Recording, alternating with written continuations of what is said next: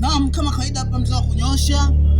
Kama kawaida mimi huwa nanyoosha, huwa manake naongea ukweli, na ukweli siku zote ni mpenzi wa Mungu. Mtu anaongea ukweli, huyo ndio ni mpenzi wa Mwenyezi Mungu. Mimi naongea ukweli. Jamani, narudia tena dirisha hili la usajili tusilifanyie masiara. Dirisha la usajili hili tusilifanyie masiara. Nasisitiza hapa, naongea kama vile manake mnaniona kama mweu, lakini baadaye huko mbeleni huko tutakuja kuongea. Tusajili wachezaji wazuri, tusajili wachezaji ambao watakuja kutupa manake matokeo, wataingia moja kwa moja kwenye kikosi. Kocha sina tatizo naye, kocha yuko fresh kabisa, ana shida aina yoyote, uzoefu mzuri wa mashindano yote ya Kiafrika hapa, anajua Suleiman ni kocha ambao katoka hapa Afrika, vile vile ana uzoefu wa mashindano ya Kiafrika, vile vile manake tayari ana taji moja. Kwa hiyo ni kocha ambao manake ana experience kubwa. Kwa kocha mimi shaka yangu mimi iliyokuwepo ni kusajili wachezaji wazuri ambao tutaweza manake kuendana na kasi ambayo inaokuja kwa msimu huu. Kumbuka jua kila timu safari hii inajipanga sana, alafu ukizingatia muda vile vile manake hautoshi. Muda ni mdogo, muda kujiandaa hakuna. Na vizuri kabisa viongozi wameshatoa tamko kubwa la kusema kwa manake hawatakwenda popote aftaoni pale, itakuwa manake pre-season itafanikia pale. Sasa cha msingi kinatakiwa manake watu wasajiliwe kwa wakati, timu ijieni kwenye kambi mapema, mwanze maandalizi ya msimu mapema, sio tusubiri alafu msishindane kwa kushindana na mtu mwingine yote.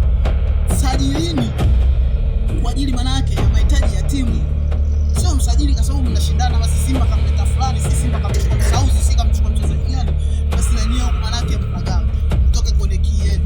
Sajilini mahitaji ya timu, timu inahitaji nini ndio msajili, sio mnasajili tu mradi tu mmejisajilia wachezaji wa 200 mnaokota huko, alafu mnatokezea bwana timu. Safari hatuwezi kuelewa kabisa, sababu mimi mwenyewe kwanza leo najua kishenzi kitendo cha kukosa ile kombe moja. Itakiwa manake yani tupate makombe yote, yani ukolo safari itakiwa manake angeambulia ile la muungano ambao kombe la chai. Mashallah. Mmempa manake hata na nini mpaka wanaenda kutuchafulia mazingira pale Jangwani pale. Mmeniuma kishenzi ndio Simba mfanya kitu kimoja ambacho kimeniuma kishenzi. Wanakuja pale kutuchafulia mazingira pale kwa sababu ya kikombe hicho. Mlichomwachia ni manake. Itakiwa makombe yote vya atoke patupu kwa safari.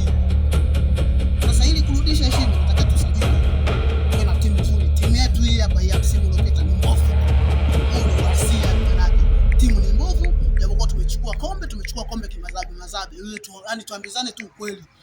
Timu hii huwezi ukaenda nao msimu mwingine ukasema tutapata mafanikio. Ni ukweli. Omela yangu kwa viongozi. Saizi msiwaze masuala ya uchaguzi, msiwaze kitu chochote. Saizi wazeni masuala ya kusajili majembe ambayo yatakuja kufanya kazi na ile jina ambalo la kocha ambalo yani ni lazima kwanza manake uwe na PhD, yani uwe yani profesa, uwe una diploma, yani umalize shule zote ndio unaweza kulitaja jina la kocha wetu. Sasa hizi hapa inabidi tumtunge jina letu wenyewe. Ngoja mpaka kesho na waahidi nitakuwa tayari nishamletea jina ni kocha. Maana asitupe tabu si ya kumtajataja kocha wa Yanga, maana jina lake ni gumu, nikilitaja lazima kufahamu masuala ulimi unaweza utafuna kidogo. Jina jinsi lilivyokuwa gumu, ndio kocha wa kwanza kumuona na jina gumu. Jina lile hata kwenye msamiati nimefunua sijaliona. Kwa asanteni sana mashabiki zangu, mzee wa kunyoosha hapa, una comment, una follow, una like ili tuendelee kutoa vitu adimu ambavyo vya kimichezo, tuendelee kujuzana. Asanteni sana.